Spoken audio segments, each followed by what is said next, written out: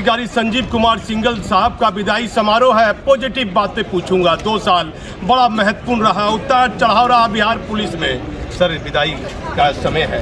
बिहार अपने पुलिसकर्मी को और बिहार के लोगों को क्या संदेश देना चाहते हैं? देखिए, हम अपने आप को भाग्यवान मानते हैं।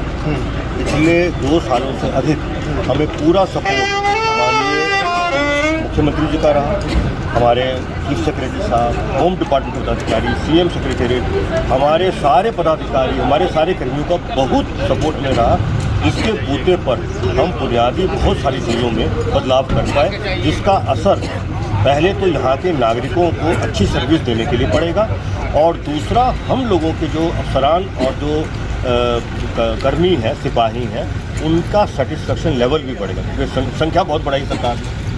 संख्या जो है वो बहुत बढ़ाई, महिलाओं की संख्या बहुत बढ़ा दी। हम हाईएस्ट हैं पूरे देश में महिला की संख्या में। 24.39% फोर्स का हिस्सा महिला पुलिस पदाधिकारी और कर्मी है, इसका हमें फ़ायदा हुआ। दूसरा क्या है कि दुनिया भर के हमारे जो पुराने थानों की ज़मीन की दिक्कत थी, ओपी की ज़मीन की दिक्कत थी, वो सब पूरा हो गया। यहाँ तक कि बिल्डिंग बनाने के लिए सारे सैंक्शन हो गए। तो आने वाले 5 सालों में इतने कामों पे सरकार ने सोच विचार करके सैंक्शन दिए हैं, उसको इम्प्लीमेंट करने में लगे। नई चुनौतियाँ क्या रहेगी पुलिस?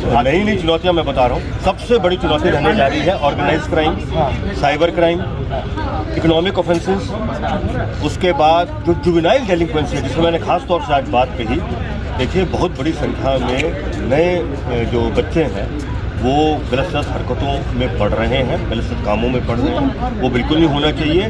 पूरी जवाबदेही परिवार की, अभिभावकों की भी होनी चाहिए, और जो हमारे शैक्षणिक संस्थान हैं उनकी भी होनी चाहिए, ताकि उनको भटकने से बचाया जा सके और वो अच्छे नागरिक बने। उससे हमारी पुलिसिंग भी और आसान है। माता पिता, टीचर थे आपके, किसको याद करते हैं? मैं हमेशा याद करता हूँ। किसको याद करते हैं? मैं हमेशा अपने माँ और पिताजी को याद करता हूँ, और मतलब इतना अच्छा लगता है आज भी कि मैं बता नहीं सकता। IPS अधिकारी पर बहुत कार्रवाई हुई। 2 साल के शासन में राज्य सरकार ने बड़ी कार्रवाई की, पुलिसकर्मियों पर बड़ी कार्रवाई हुई, इस पर क्या कहिएगा? नहीं, देखिए, दोनों बातें। हम लोग कटिबद्ध हैं यहाँ के नागरिकों को अच्छी से अच्छी पुलिस सेवा देने के लिए, अनुशासन में रहने के लिए। हम लोग आर्म पुलिस रहते हैं तो अनुशासन बहुत महत्वपूर्ण है। तो जो लोग अपना निष्ठापूर्वक काम कर रहे हैं, और उनसे अगर कोई काम करने के क्रम में बोनाफाइड गलती भी होती है, हम उनको हमेशा माफ़ करके रखते, कभी उन पर कार्य करने के बाद सोच नहीं सकते। लेकिन जो हमारे बीच में ही ऐसे लोग हैं जो गलत कामों में रहते हैं, आपराधिक कामों में रहते हैं, गलत कामों में रहते हैं, वो फिर किसी भी रैंक का क्यों ना हो, उसको ना हमने कभी बख्शा और ना ही भविष्य में बख्शेंगे। साहब, क्या बदलाव देखे? 2 साल आपका लंबा कार्यकाल रहा, क्या बदलाव दिया बिहार पुलिस ने आपने? मैं बस इतना ही कहूँगा, सबसे बड़ा जो बदलाव है वो हमारी संख्या बढ़ने का है, ट्रेनिंग की क्वालिटी बहुत अच्छा करने का है। हम स्वावलंबी बन चुके हैं ट्रेनिंग में पूरा का पूरा। अब हमें कहीं बाहर जाने की ज़रूरत नहीं है। रिक्रूटमेंट प्रोसेस बहुत स्मूथ हो चुका है, बहुत तेज़ी से जो है उसमें रिक्रूटमेंट भी चल रहा है, ट्रेनिंग भी चल रही है, और सरकार ने हम लोगों को हर बार अधिक से अधिक नए पद सैंक्शन किए हैं। वो नए पदों पर आगे की कार्रवाई होगी, और ये सारी की सारी चीज़ें पुलिस को अंदर से बहुत मजबूत बनाएगी, और यहाँ के नागरिकों को अच्छी से अच्छी पुलिस सेवा देने का उनको अवसर पता। एक अहम सवाल, जो चीफ जस्टिस वाला मामला, मैं आपको सवाल उठाया लोगों ने, मैं आपको DGP हैं, मैं आपको अभी भी यही कहूँगा, उसका अनुसंधान होने दीजिए।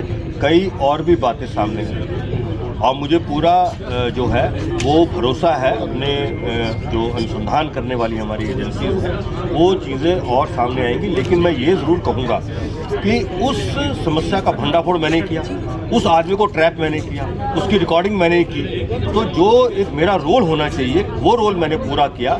लेकिन लंबी बातचीत आपकी उससे होती गई, लंबी बातचीत हुई, लोग सवाल उठाने लगे। नहीं, अब फिर आप गलती कर रहे हैं। मैं आपको बता रहा हूँ, बातचीत वो जो फ़ोन पर बातचीत है वो अपना होते रहने दो। हमारे पास बहुत फ़ोन आते हैं, हम लोग बहुत सारी चीज़ें इग्नोर कर देते हैं। हमें इस बात का ध्यान रखना है कि कोई भी व्यक्ति हमारे हाथों कोई गलत काम ना करवा पाए, और ना ही कोई इस तरह की स्थिति उत्पन्न हो जो बाद में हम ही लोगों के लेकर हमारा मान सम्मान पर ठेस पहुंचे। तो मैं वो बात बिल्कुल कह रहा हूँ, आप तारीख पता कर लीजिए ना, कौन तारीख को ऑर्डर हुआ, कौन तारीख को क्या हुआ, उससे आपको सब पता लग जाएगा। रात्रि गश्ती के लिए आपने किया बेहतर काम, मैं कुछ बेहतर पॉइंट पा जाता हूँ। रात्रि गश्ती को कैसे आपने शुरू किया? नहीं वो तो देखा मैं इतना हाँ। कहूँगा, देखिए हमारे मुख्यमंत्री जी ने समय समय पर रिव्यू कर करके हमें बहुत मजबूत गाइडेंस दी है और हम लोगों ने पूरी निष्ठा पूर्वक उन गाइडेंस का इम्प्लीमेंट किया। उसी में एक गाइडेंस जो है वो रात्रि गश्ती की भी है। आज की तारीख में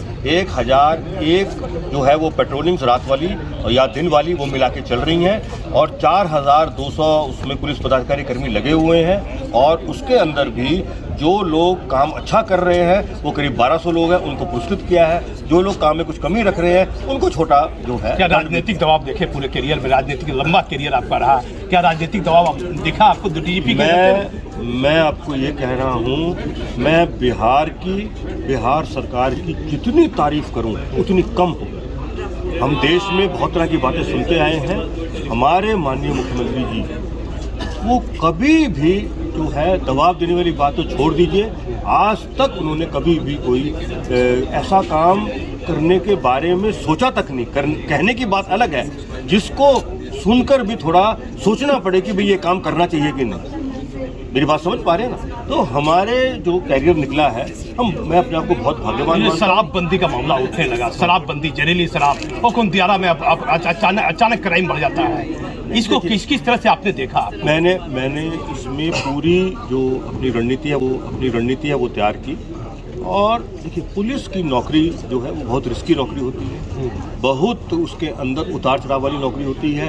अचानक सब कुछ ठीक चल रहा है, कोई एक घटना हो जाएगी तो लोग जो है पुरानी अच्छी बातें भूल जाते हैं, तो जो घटना होती है उसको ज़्यादा याद रखते हैं। मैं सिर्फ इतना ही कहूँगा कि पूरी तरह क्राइम कंट्रोल करने के लिए, शराबबंदी लागू करने के लिए, अवैध बालू का खनन रोकने के लिए, जमीन पर जो कब्जा वगैरह गलत सलाह उस सब चीज़ के लिए हमारी पुलिस कटिबद्ध है। आने वाले समय में आप हमारे पुलिस का और अच्छे से अच्छा काम करें। एक अहम बिंदु, कभी सोचा था कि बिहार के डीजीपी बनिएगा, डीजीपी बनकर रिटायर कीजिएगा? कभी मन में कभी कल्पना, ये बातें आई थी बचपन में? मैंने आपको पहले इसका उत्तर दे दिया है, लेकिन आप शायद उसको महसूस नहीं कर पा रहे हैं। जब मैंने सबके सामने ये बोला कि मैं बहुत भाग्यवान हूँ, इसका साफ मतलब है हमने कभी ज़िंदगी में ये नहीं सोचा था। ये जो है हमें जो पद बिहार के माननीय मुख्यमंत्री जी ने दिया, हम उनके प्रति आभारी हैं, हमारा परिवार आभारी है और पूरी जिंदगी आभारी रहेंगे। कभी सोचा नहीं था? हमने कभी सोचा नहीं था, लेकिन एक बड़ा खुलासा किया संजीव कुमार सिंघल ने, कहा मैंने कभी नहीं सोचा था कि मैं बिहार का डीजीपी बनूंगा, लेकिन सवालों के बीच रिटायर कर रहे हैं। मैं कई अहम सवाल है, मैंने उनसे पूछा कि माता पिता क्या कैसी यादें आती है माता पिता के बारे में, परिवार के बारे में, जिस दिन IPS अधिकारी बने और माता पिता के प्रति हर व्यक्ति को भावना रहती है। मैं हर IPS से पूछता हूँ, आज आपका विदाई है, किसकी यादें मन में जहन में आती होगी? नहीं, देखिए मैं आपको बता रहा हूँ, माता पिता की याद तो सदैव रहती है, लेकिन एक चीज़ हमें नहीं भूलनी चाहिए और मैं नहीं भूला हूँ, मेरे और मेरे परिवार के शरीर में बिहार का अन्न और जल प्रवाहित है। तो मरते दम तक, जब तक जीवित रहूँगा तब तक मैं यहाँ के लिए जो अच्छे से अच्छा कर सकता हूँ, यहाँ के समाज के लिए और यहाँ के लोगों के लिए मैं करता ही रहूँगा। सिंघल साहब कहते हैं कि जब तक मैं जीवित रहूंगा बिहार की धरती के लिए बेहतर करता रहूंगा। दूसरा डीजीपी भी पंजाब का आ गया, इस पर क्या कहिएगा? बेहतर करता रहूंगा, दूसरा डीजीपी भी पंजाब का आ गया, इस पर क्या कहिएगा? पंजाब की धरती सुर्खियों में रहती है। पहली बार ऐसा किसी राज्य में हुआ है कि दूसरी बार भी पंजाब राज्य का IPS अधिकारी RS भट्टी, राजेंद्र सिंह भट्टी बने हैं। इस पर क्या बोलिएगा, क्या क्या चुनौतियां रही? मैं सिर्फ इतना कहना चाहूँगा कि ये हमारी सरकार का वेल कंसिडर्ड निर्णय है और सरकार का निर्णय हमेशा से हमने अपने सर आँखों पर रखा है और ये निर्णय भी मैं पूरी विश्वास है मुझे कि ये यहाँ की जनता की भलाई के लिए ही है और इसमें अच्छे से अच्छा ही होगा। कोई पंजाब की याद आई कि नहीं? इतना लंबा कार्यक्रम मैंने आपको बता दिया ना, मैं बता रहा हूँ ना, मैं 30 साल पहले अपनी जमीन छोड़ आया। मैं तो विस्थापित आदमी। लेकिन पारिवारिक लोग तो वहाँ है? कोई नहीं। मैं 30 साल पहले, जब हम 3 भाई बहन हैं, वो नौकरी में चले गए और हमारे माँ पिताजी अकेले रह गए। जैसे ही हमारे पिताजी को मेडिकल एड की ज़रूरत पड़ी, हम उनको उठा के यहीं ले आए और उसको वैसे वैसे छोड़े। बहुत आईपीएस रिटायर के बाद साधु सन्यासी बन रहे हैं, इस पर क्या बोलिएगा? ना हमें इसमें कुछ हमें कुछ साधु सन्यासी ना हमें इस पे कुछ कहना नहीं है। हम लोग जो हैं दिन रात मेहनत करके पढ़ाई लिखाई करके समाज के लिए अच्छे से अच्छा करना चाहते हैं। अभी तक किया है, आगे भी करें। क्या कीजिएगा रिटायरमेंट के बाद? क्या मन में तमन्ना? बाद में बताएंगे। धन्यवाद धन्यवाद। अरे बहुत तमन्ना है सब। अब देखिए, ये बिहार के डीजीपी थे संजीव कुमार सिंघल। मैं पटना से दीपक नौरंगी।